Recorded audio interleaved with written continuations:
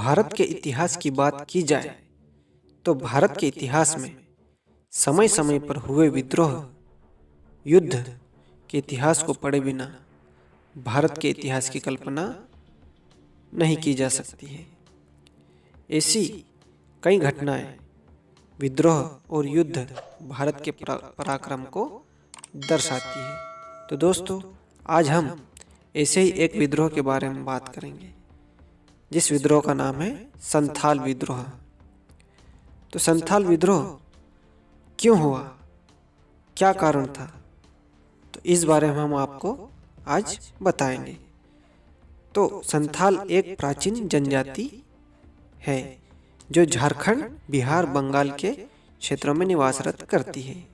इनका मुख्य व्यवसाय कृषि कार्य करना था। यह जंगलों को काटकर वहां खेत बनाकर खेती कार्य करते थे। वे अपना जीवन बसर इसी खेती से करते थे। संथालों की खुशहाली वाले जीवन पर अंग्रेजों की नज़र पड़ी और उन्होंने संथालों के जीवन में हस्तक्षेप करना प्रारंभ कर दिया। अंग्रेजों ने संथालों की भूमि को जमींदारों को देना शुरू कर दिया। जमींदार लोग संथालों से इस भूमि पर खेती करवाने लगे और बदले में उनसे लगान वसूलने लगे। लगान की रकम कई गुना वसूली जाती थी और कर नहीं देने पर जमीन से उन्हें जबरन बेदखल कर दिया जाता था और उन्हें यहाँ तक बंधुआ मजदूरी करने के लिए मजबूर भी किया जाता था। लगान की रकम इतनी होती थी कि संथाल उस लगान की रकम को भर नहीं पाते थे। संथालों द्वारा लगान नहीं भर पाने पर संथाल लोग साहूकारों के संपर्क में आए और साहूकारों से वे ऋण लेने लग गए। इस ऋण से संथाल भाई कर चुकाते और अपने परिवार का गुजर बसर करते थे। इस साहूकारी व्यवस्था के कारण संथाल लोगों की स्थिति और दयनीय होने लग गई। उनकी आर्थिक व सामाजिक व्यवस्था पूरी तरह से चरमरा गई। इन व्यवस्थाओं और अंग्रेजों से परेशान होकर संथालों ने विद्रोह का रास्ता चुना। इस विद्रोह के मुख्य नेतृत्वकर्ता 4 मुर्मू भाई, जिनमें सिद्धू, कानू, चंद और भैरव थे। इन सभी ने मिलकर एक आम सभा का आयोजन किया, जिसमें सभी संथाल भाई मौजूद हुए और सभी संथाल भाइयों ने मिलकर एक ही स्वर में यह निर्णय लिया कि हम अंग्रेजों, साहूकारों और जमींदारों द्वारा बनाए गए कानूनों का पुरजोर विरोध करेंगे।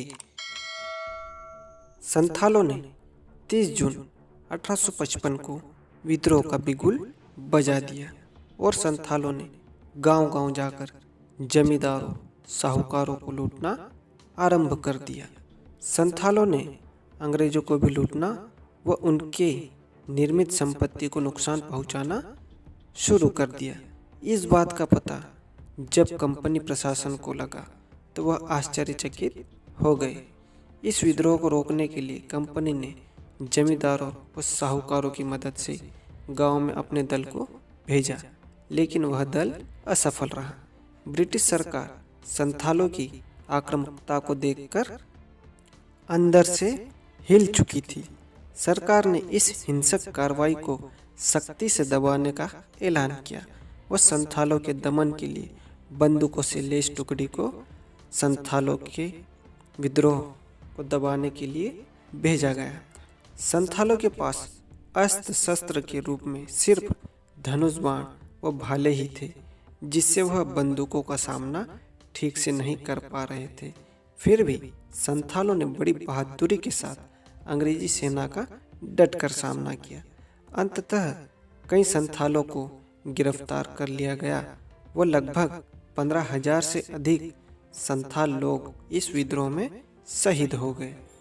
संथाल विद्रोह के प्रमुख नेता सिद्धू और कानू को भी गिरफ्तार कर लिया गया व उन्हें फांसी दे दी गई। इस प्रकार संथाल विद्रोह धीरे धीरे समाप्त हो गया व लगभग 1856 ईस्वी तक इस विद्रोह को पूरी तरह दबा दिया गया। लेकिन इस विद्रोह के कारण ही अंग्रेजी प्रशासन ने संथालों के ऊपर ध्यान दिया व उनके पक्ष में कानून का निर्माण किया गया व उनके लिए अलग ही संथाल परगना का निर्माण किया गया। तो दोस्तों, यह था संथाल विद्रोह। अगर आपको हमारा यह वीडियो अच्छा लगा हो तो हमारे इस वीडियो को शेयर कीजिए, हमारे YouTube चैनल को सब्सक्राइब कीजिए। धन्यवाद दोस्तों। जय जोहार, जय आदिवासी।